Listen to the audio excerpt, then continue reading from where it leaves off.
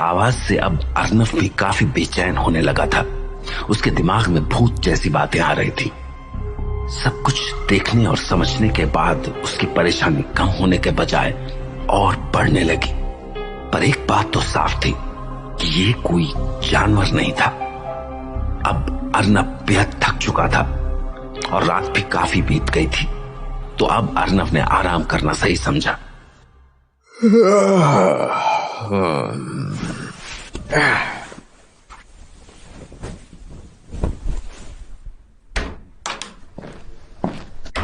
ओह, उठ गया। I hope नींद आने में ज्यादा प्रॉब्लम नहीं आई होगी तुझे। नहीं, आई स्लेप्ट फाइन। अच्छा सुन यार, मैं कुछ देर थोड़ा अकेले में सोचना चाहता हूँ। आई थिंक मुझे थोड़ा सोचने की जरूरत है इस पूरे केस पे। हाँ, बिल्कुल यार। Take your own time. There is a beautiful garden out there. I think I really need that. मैंने अब तक जितने भी केसेस देखे हैं उन सब में मंत्र का इस्तेमाल किया गया है, और अगर ये केस भी ऐसा ही है तो इसे सॉल्व करना भी ज्यादा मुश्किल नहीं होगा। बस उस आदमी को ढूंढना है जो मंत्र वगैरह का इस्तेमाल करता हो। पर अगर ये आवाजें किसी आत्मा के यहां बंद जाने की वजह से आ रही हैं तो उसका सलूशन वाकई मुश्किल से ही हो पाएगा। अरे ये कौन खड़ा है उन पेड़ों के पास? इतनी दूर से तो कुछ पता नहीं चल सकता। सिद्धार्थ प्लीज इधर आना। अबे अर्नव, तू ऐसे झुक झुक के क्या देख रहा है?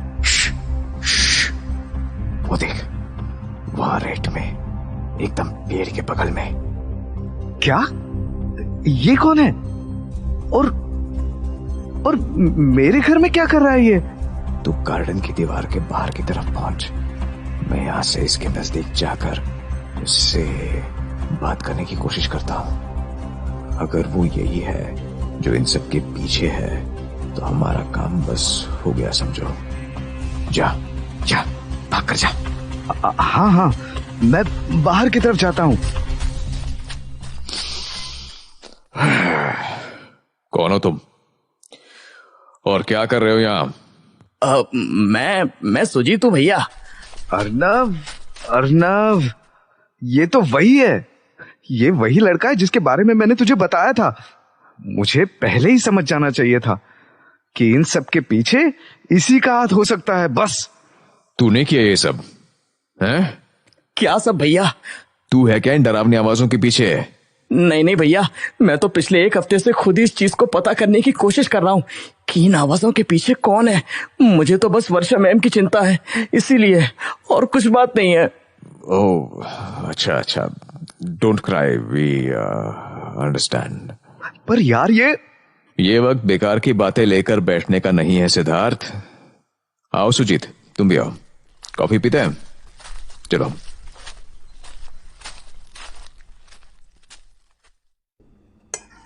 नाउ आई एम 90% श्योर कि ये किसी आदमी का तो काम नहीं है, पर अभी भी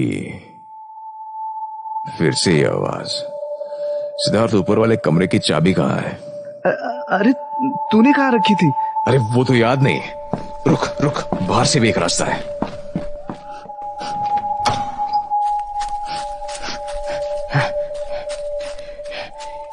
ये सीढ़ी पकड़ के रखना, मैं खिड़की से जाकर देखता हूं।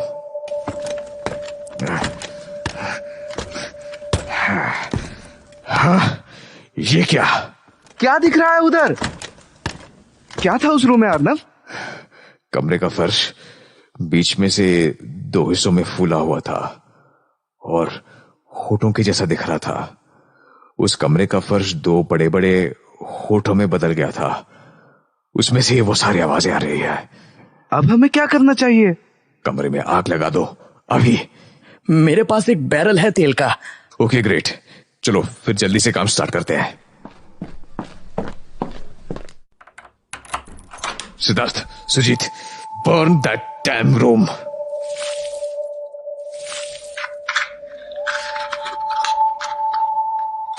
कुछ बाल्टी पानी रेडी रखो।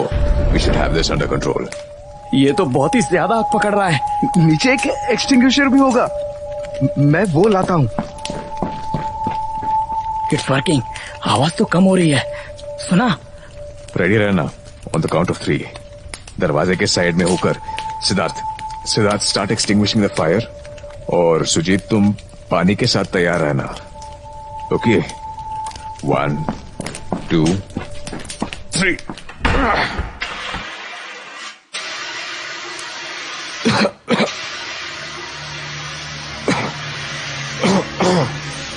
अभी तो कुछ नहीं बचा होना चाहिए। हाँ, सब जल गया। खिड़की के बाहर का हिस्सा भी धुएं से काला हो चुका है। अरे ये क्या लिखा है? खिड़की के हर ग्रिल पर कुछ लिखा है, बहुत बारीक। राजा परमवीर सिंह और उनकी पत्नी रानी रूपमती, जो अपने एक सेवक से प्यार करती थीं, वो दोनों राजा के कक्ष में आए। राजा को ये बात पता लग चुकी थी कि रानी अपने सेवक से प्यार करती है और वो ये सह नहीं पाए। इसलिए उन्होंने रानी को अपने पास बिठाकर उनका सबसे प्रिय राग जय जयवंती की धुन सीटी से बजाने लगे। रानी ने जैसे ही वो राग सुनकर अपनी आंखें बंद कर दी, राजा ने उनका गला काट दिया और बिना रुके उस धुन में तब तक सीटी बजाते रहे जब तक रानी की मौत नहीं हो गई। तो ये राज है उस कमरे का। अच्छा, पर अब तो सब ठीक हो जाएगा ना? हाँ, मेरा तजुर्बा तो यही कहता है। पर यार अभी तो कहीं मत जाइयो, शादी तक यहीं रुकना पड़ेगा। हाँ ठीक है, मैं यही हूं। सिद्धार्थ के चेहरे की खुशी और सुकून देखकर मैंने उसे एक बात बताना ठीक नहीं समझा, यही कि उसकी होने वाली बीवी वर्षा उस खानदान से ही है जिससे राजा परमवीर की पत्नी थी, और इसलिए राजा की शक्तियां वर्षा की शादी किसी से नहीं होने देना चाहती थी।